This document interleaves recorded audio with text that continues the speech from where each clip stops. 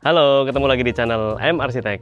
Pada hari ini saya akan membahas kelanjutan ya. Jadi kemarin kita tahu bahwa kita punya konten yang berlanjut ya. Ini konten yang tentang pemasangan bata ya, tentang dinding. Jadi kita akan bahas tuntas ya bagaimana sebaiknya kita proses kemarin setelah kita membuat balok-balok dan pembesian, otomatis kita mulai pemasangan dinding. Nah, pemasangan dinding bagaimana cara yang baik, mari kita lihat di video kali ini. Sebelum kita lihat video kali ini, teman-teman bisa support channel kami dengan subscribe ya, supaya kita bisa terus berkreasi, bisa terus berkembang. Jangan lupa juga share dan komen. Oke, setelah kita kemarin membahas tahap-tahap awal daripada suatu bangunan ya, sekarang kita mulai tahap pertengahan, yaitu pemasangan dinding.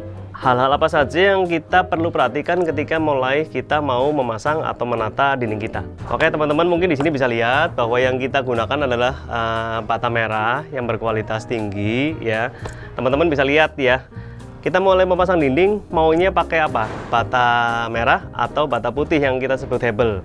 Ya, teman-teman mau tahu bedanya, teman-teman bisa lihat konten yang satu ini.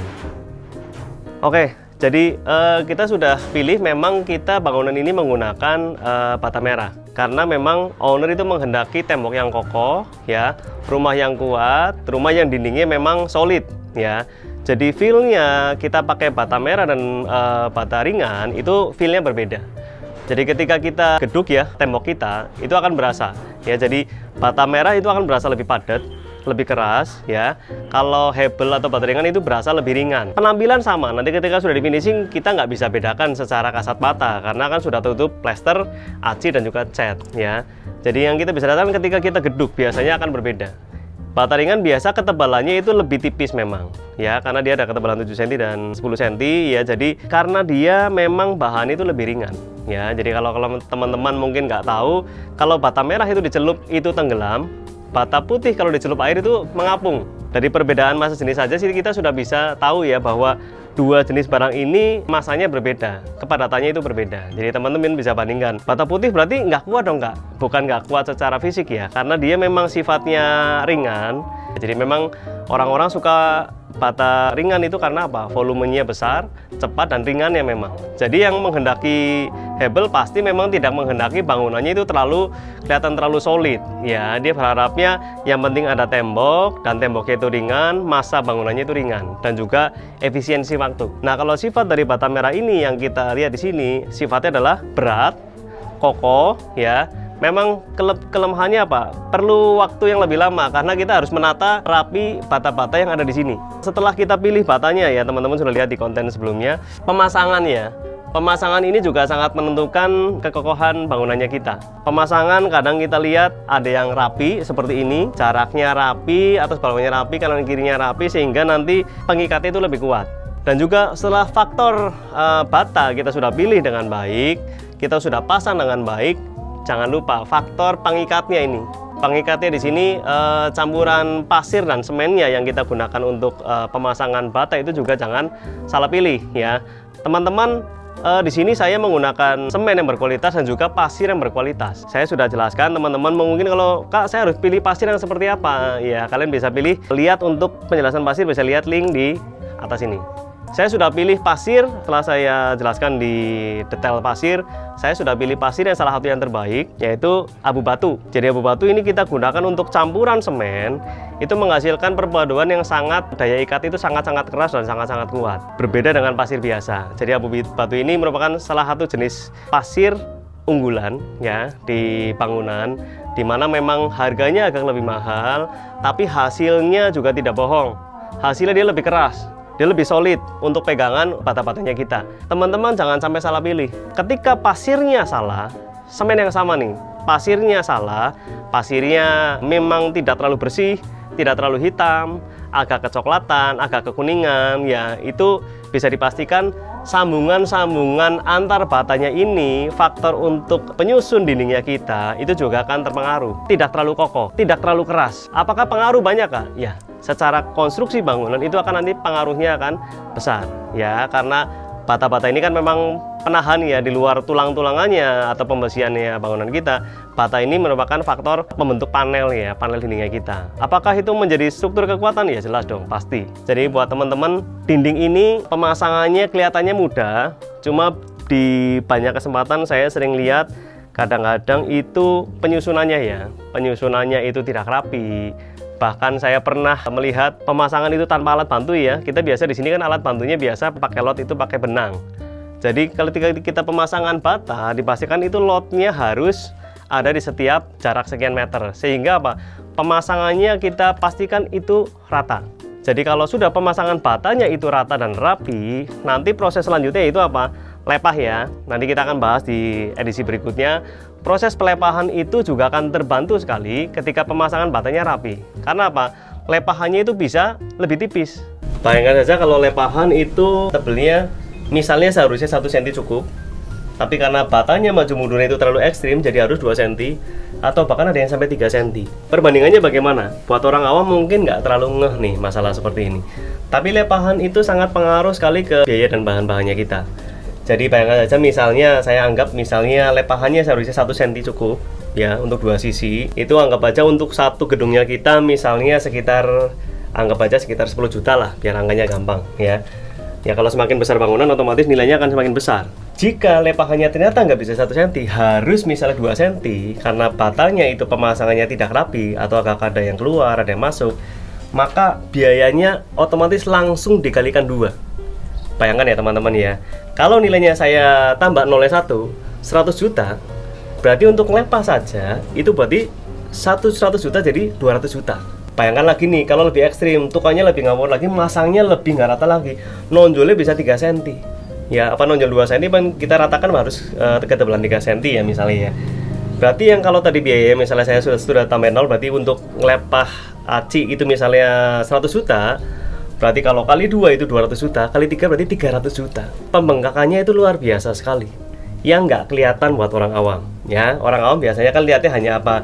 Hanya yang terlihat mata ya, secara kacamata. Pekerjaan seperti ini biasa nggak kelihatan. Tahu-tahu misalnya teman-teman sedang apa gitu ya, harusnya paling butuh semennya 10, tahu-tahu butuh semennya sampai 20 atau 30. Bocor halus karena terlihat masih normal-normal saja, ternyata sangat pengaruhnya besar sekali. Apalagi semakin besar bangunan teman-teman ya, misalnya rumah sampai 500 meter atau sampai 1000 meter, itu berapa banyak pemborosan ketika harusnya cuma 1 cm, kemudian bisa menjadi 2 cm, menjadi 3 cm, itu sangat-sangat boros sekali teman-teman. Jadi teman-teman perhatikan, kenapa saya kasih tips ini, supaya teman-teman di luar sana tahu. Kadang kok rumah satu efisien ya, bangunannya cepat, bahannya cepat, biayanya juga efisien. Tapi ada rumah yang ternyata kok volumenya mirip tapi kok harganya uangnya jadi lebih banyak. Ini salah satu faktor yang nggak kelihatan tapi sangat pengaruhnya banyak buat teman-teman. Jadi harus diingat tadi ya, pastikan teman-teman ketika lihat tukangnya kita atau tukang teman-teman di luar sana sedang memasang, pastikan apakah pemasangannya rata, atas bawah kanan kiri. Pastikan mereka menggunakan alat bantu berupa benang, lot itu untuk memasang bata secara rapi. Bata kan kita sebenarnya gampang ngeceknya ya, rapi apa enggak itu kelihatan, kita lihat dari samping, yaitu ya pemasangan rata, otomatis dari rata itu sudah kelihatan cukup rata. Jadi nanti ketika lepah dan aci, pekerjaannya pun tidak berat, tidak perlu tebel-tebel, tidak perlu membuang biaya banyak untuk hal yang satu ini. Jadi itu teman-teman pastikan ketika ngecek bangunannya kalian, pastikan pemasangannya rapi ya, sehingga untuk tahap selanjutnya untuk lepah dan aci itu akan lebih ringan, lebih cepat, dan juga lebih efisien biaya. Oke, itu tadi info seputar pembataan ya untuk pemasangan dinding yang teman-teman harus perhatikan ya. Dan dipastikan ketika pembataan ini, tips yang harus teman-teman perhatikan apa? Ketika sudah mulai pembataan ini, berarti kan kita menutup panel dinding kita. Pastikan seluruh ukuran pintu, jendela, lokasinya, ukurannya itu udah fix semua teman-teman. Banyak cerita ya, memang kalau saya sudah sebutkan bahwa ketika merancang rumah tidak dari awal alias tidak ada gambar yang matang ya, maka teman-teman kadang di sini akan mulai merasa kebingungan. Maka saya sarankan teman-teman lihat video kali ini nih yang di bawah saya ini ya. Langkah-langkah membangun rumah harusnya gimana? Teman-teman harus lihat video kali ini. Ini wajib sekali buat yang mau renov maupun yang mau bangun baru. Jadi ketika kita sudah punya gambar kerja yang bagus ya, semua gambar lengkap ya kita akan tahu ya semua lokasi pintu, jendela, ya lokasinya di mana itu semuanya sudah fix ya. Jadi tidak ada tukang namanya bingung. Kalau yang sebaliknya yang tanpa gambar alias mandurin sendiri kadang-kadang ya banyak. Saya juga lagi ada satu project desain di mana ownernya masih suka ragu ya. Jadi dia sudah mengerjakan sendiri tanpa gambar, sudah membangun 3-4 ruangan di dinding seperti ini, dan kemudian nggak pakai seminggu dirobohkan lagi. Berapa juta, berapa puluh juta yang dibuang karena hal-hal semacam ini. Menurut saya bukannya nggak boleh ya, buat teman-teman yang mungkin suka model seperti itu silakan saja. Tapi kan buat saya rasa itu pemborosan yang tidak perlu. Jadi kalau kita sudah rancang dan pikirkan dari awal, sudah matang, barusan kita laksanakan. Jangan seperti kita mau melangkah, belum pasti sudah dibuat dulu deh si temboknya. Setelah dilihat-lihat, aduh ruangannya kok sempit ya, bongkar pak, geser slope lagi, buat pondasi lagi, pasang bata lagi. Itu berapa banyak waktu yang terbuang, biaya yang terbuang, ya sia-sia.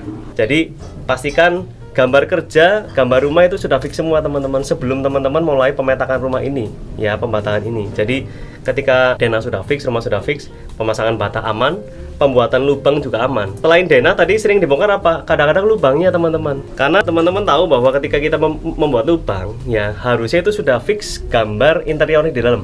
Untuk interior teman-teman bisa lihat tips di atas ini nih. Ya, kenapa kok kita perlu gambar interior yang bagus?